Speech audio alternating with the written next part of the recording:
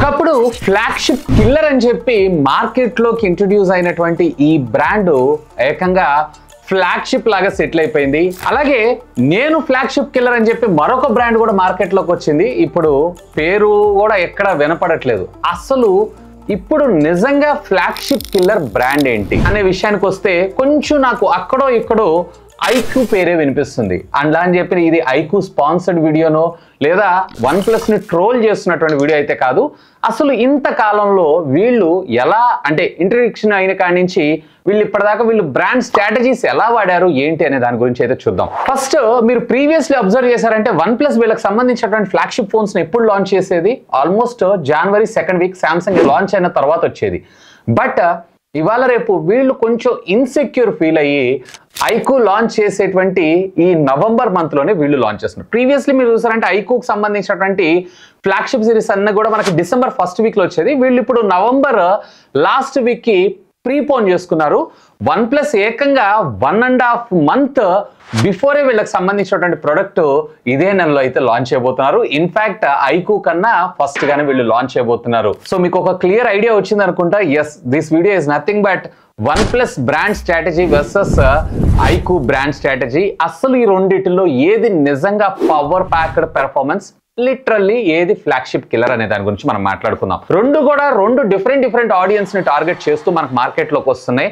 Actual గా specifications almost similar గా ఉన్నా కానీ OnePlus కన్నా కానీ ఐక్యూ మరొక 15,000 to 20,000 రూపీస్ తక్కువ బడ్జెట్ లో మన ముందుకు తీసుకొని రాబోతున్నారు. అసలు మెయిన్ గా ఫ్లాగ్షిప్ కిల్లర్ అనేటువంటి విషయానికి వచ్చారు అన్నట్లయితే ఫ్లాగ్షిప్ కిల్లర్ అంటే ఏంటి?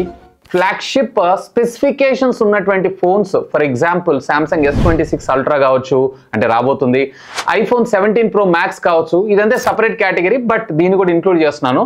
సో ఇలాంటి స్పెసిఫికేషన్స్ ఉన్నటువంటి ఒక స్మార్ట్ ఫోన్ ని ఆల్మోస్ట్ దాని సగం ప్రైస్ లో మన ముందుకు తీసుకొని రావటం.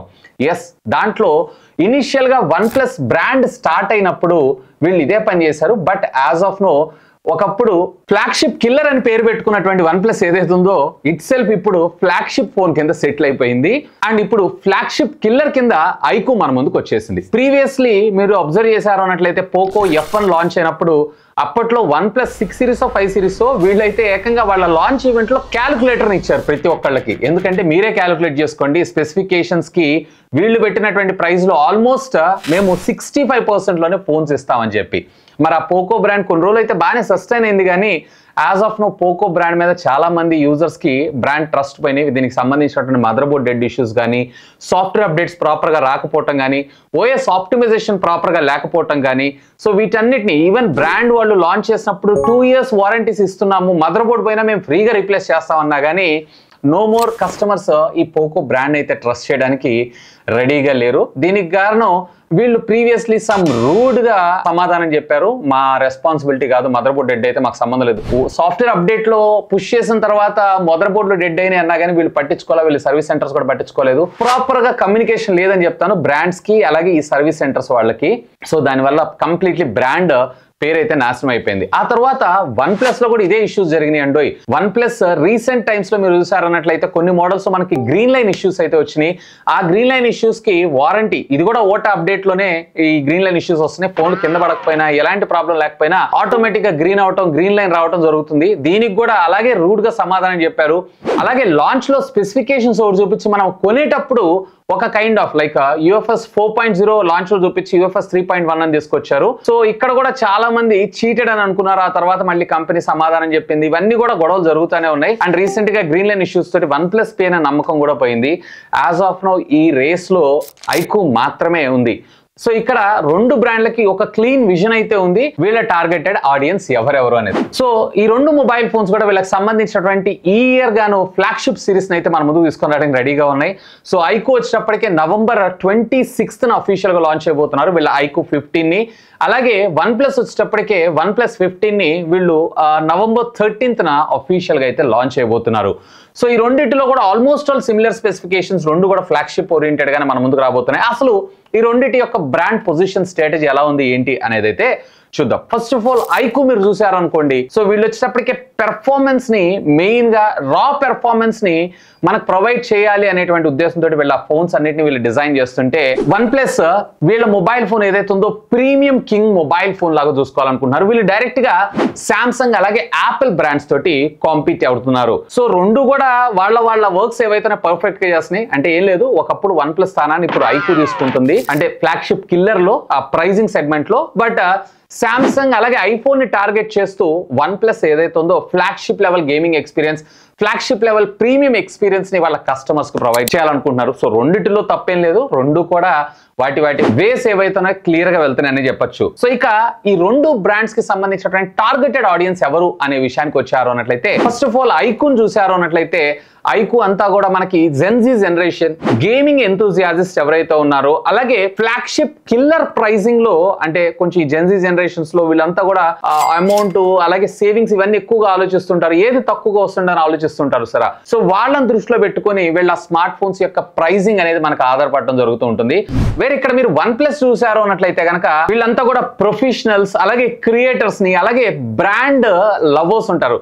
లైక్ నాకు సామ్సంగ్ బ్రాండ్ ఇష్టం అలాగే వన్ ప్లస్ బ్రాండ్ ఇష్టం అని అంటారు సరే. సో వాళ్ళని దృష్టిలో పెట్టుకొని వీళ్ళ స్మార్ట్ ఫోన్స్ డిజైన్ చేశారు. ఐక్యూ మీరు చూసారు అన్నట్లయితే కనుక ఈవెన్ ఫాస్ట్ ఛార్జింగ్ అలాగే బెటర్ గేమింగ్ అలాగే బెస్ట్ బ్యాటరీ బ్యాకప్ తోటి మీరు చూస్తే, వేరే ఇక్కడ వన్ ప్లస్ మీరు చూసారంటే మంచి user experience, refined user experience అలాగే మంచి కెమెరాస్ తో పాటు ప్రతి ఒక్క యూజర్ కూడా ప్రీమియం ఫీల్ ఇవ్వాలి అన్న ఉద్దేశంతో వన్ ప్లస్ మన ముందుకైతే రావడం జరుగుతుంది. ఇక ప్రోడక్ట్ అలాగే ఇన్నోవేషన్స్ విషయానికి వచ్చారు అన్నట్లయితే కనుక రెండు కూడా వీళ్ళకి సంబంధించినటువంటి ప్రొడక్ట్స్ ఏవైతే ఉన్నాయో అందరి యూజర్స్ ని టార్గెట్ చేస్తూ, లైక్ ఇప్పుడు ఐక్యూ మీరు చూసారనుకోండి, ఐక్యూలో మీకు నెంబర్ సిరీస్ ఉంటుంది, ఆ తర్వాత ఐక్యూ నియో సిరీస్ ఉంటుంది. సో ఐక్యూ నెంబర్ సిరీస్ లో మనకి ప్రీమియం ఫ్లాగ్షిప్ వస్తే, ఐక్యూ నియో సిరీస్ లో వచ్చేటప్పటికే లాస్ట్ ఇయర్ చిప్ సెట్ ని మనకు ముందుకు తీసుకొస్తుంటారు. కొంచెం ఆ బడ్జెట్ సెగ్మెంట్ యూజర్స్ ని టార్గెట్ చేస్తూ వీళ్ళు లాంచ్ చేస్తుంటారు. బడ్జెట్ కాదు, బడ్జెట్ ప్రీమియం అనుకోవచ్చు. వన్ ప్లస్ వచ్చేటప్పటికి మనకి వన్ ప్లస్ 15 ఏదైతే ఉందో మనకి ప్రీమియం ఫ్లాగ్షిప్ అసలు, అండ్ వన్ ప్లస్ 15R అనేటువంటి పేరుతో తీసుకొస్తారు. ఇది వచ్చేటప్పటికి బడ్జెట్ ఫ్లాగ్షిప్. ఇక్కడ నియో సిరీస్ ఉంటే ఇక్కడ ఆర్ సిరీస్ కాంపిటీటివ్స్ ఉంది.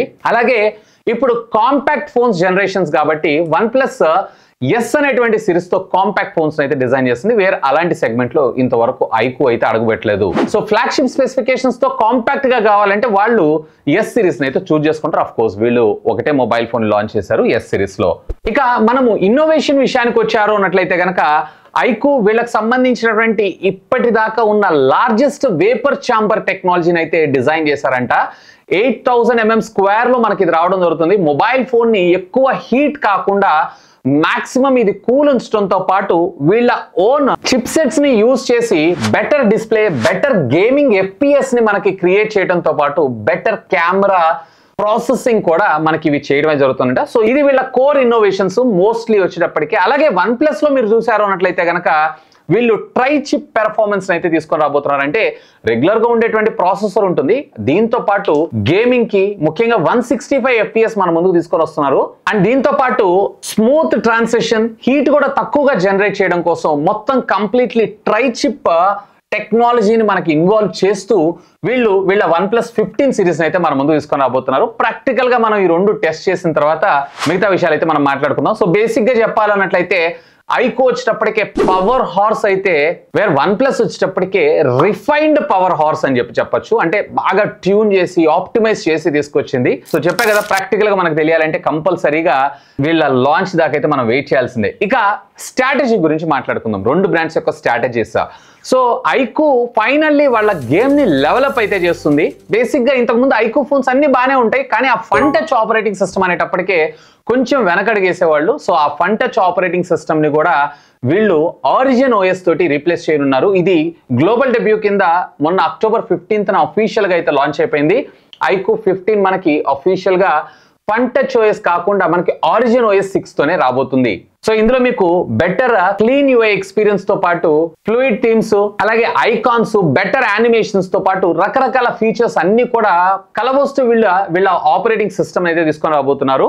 సో ఆల్రెడీ దీనికి సంబంధించినటువంటి ఒక వీడియో కూడా చేశాను, చూడకపోతే ఇక్కడ కార్డ్స్ లో వదిలేస్తాను, simply to have a look on that. ఇక వన్ ప్లస్ విషయానికి వచ్చారు అన్నట్లయితే కనుక ఆక్సిజన్ OS 16 తో మనకు రాబోతున్నారు. వీళ్ళు కూడా చాలా రిఫైన్డ్ లాక్ స్క్రీన్స్, కస్టమైజేషన్స్, ముఖ్యంగా చెప్పాలన్నట్లయితే మరింత స్మూత్ గా ప్రైవసీకి పెద్దపీట వేస్తూ వీళ్ళ ఆపరేటింగ్ సిస్టమ్ అయితే తీసుకొని రాబోతున్నారు. స్లోలీ చిన్నగా మీరు చూసారన్నట్లయితే కలర్స్ ఆపరేటింగ్ సిస్టమ్ ఉంటుంది చూసారా, అంటే ఒప్పో అది కూడా వెళ్ళదే కాబట్టి సో ఈ రెండింటిని వీళ్ళు ప్యూర్ గా మెర్జ్ చేస్తూ మరొక సరికొత్త ఓఎస్ ని మన ముందు తీసుకొచ్చినా గానీ ఆశ్చర్యపడే సృష్టి లేదు. ఎలా అయితే ఐక్యూ అను వివో చేసిందో. సో ఆపరేటింగ్ సిస్టమ్ విషయానికి వచ్చారు అన్నట్లయితే కనుక OnePlus ట్రస్ట్ వర్త్ బాగుంటుంది. ఆప్టిమైజేషన్, స్మూత్, FPS అంతా కూడా ఫెంటాస్టిక్.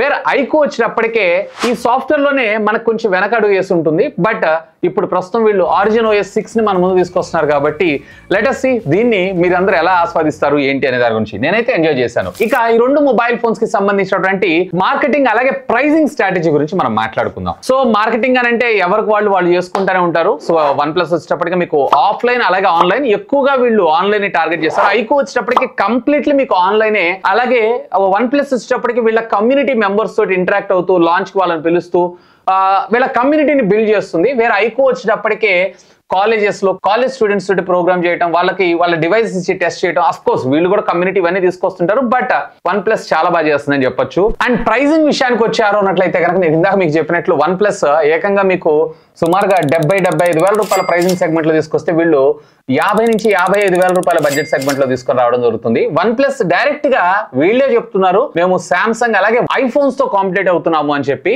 OnePlus వచ్చేటప్పటికే రెడ్మీ, రియల్మీని మొత్తం కంప్లీట్లీ తొక్కేస్తూ ఇప్పుడు కంప్లీట్ గా మన మార్కెట్ లోకి ఎంటర్ అవడం జరిగింది.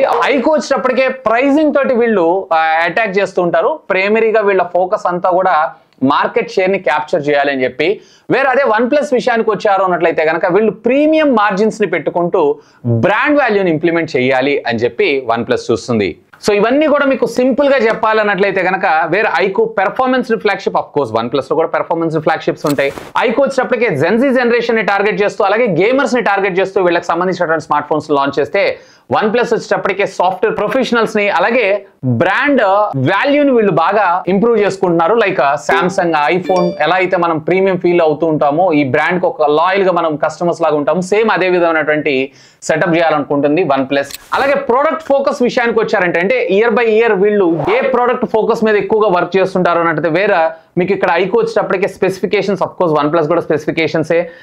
ఐక్యూ వచ్చేటప్పటికే బ్యాటరీ అలాగే కూలింగ్ టెక్నాలజీ మీద వాడుతుంటే వేరే OnePlus వచ్చేటప్పటికే డిజైన్, కెమెరా అలాగే వీళ్ళ ఈకో సిస్టమ్ మీద వీళ్ళకి సంబంధించినటువంటి నెక్స్ట్ జనరేషన్ ని ప్లాన్ చేస్తుంటారు ఎక్కువగా. సాఫ్ట్వేర్ లో ఆల్మోస్ట్ రెండు కూడా ఈ సంవత్సరం మాత్రం గేమ్ చేంజ్ చేయబోతున్నాయి. అలాగే ప్రైసింగ్ చూసారు అన్నట్లయితే నేను ఇందా మీకు చెప్పినట్లు OnePlus ప్రీమియం ఉంటే ఐక్యూ అగ్రెసివ్ ప్రైసింగ్ లో మన ముందు తీసుకొని రాబోతున్నారు. బట్ ఐక్యూ అలాగే OnePlus రెండు కూడా బ్రాండ్ స్ట్రాటజీస్ అలాగే బ్రాండ్ గేమింగ్ మాత్రం ఫెంటాస్టిక్ అని నా అభిప్రాయం. ఓవరాల్ గా చెప్పాలన్నట్లయితే కనుక ఈ సంవత్సరం ఈ రెండు కూడా వీళ్ళకి సంబంధించినటువంటి గేమ్ అప్ అయితే చేయడం జరిగింది. ఇక నెక్స్ట్ జనరేషన్ ఫోన్స్ రెండు కూడా 15 సిరీస్ తో మన ముందుకైతే రాబోతున్నాయి. సో లెట్స్ సీ ఈ రెండు మొబైల్ ఫోన్స్ లాంచ్ అయిన తర్వాత మరిన్ని డీటెయిల్స్ మనం మాట్లాడుకుందాం. ఇంతకీ రెండు బ్రాండ్స్ లో మీకు ఏ బ్రాండ్ అంటే ఇష్టం అంటే అందరికీ ఇష్టం ఉంటుంది. But A brand mobile phone ని మీరు పర్చేజ్ చేయడానికి ఎక్కువగా మొగ్గు చూపిస్తారు? లెట్ మీ నో ఖచ్చితంగా కింద ఉన్నటువంటి కామెంట్ సెక్షన్ లో కామెంట్ చేయండి.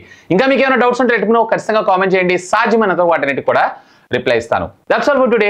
This is Vasu signing off. Have a great day.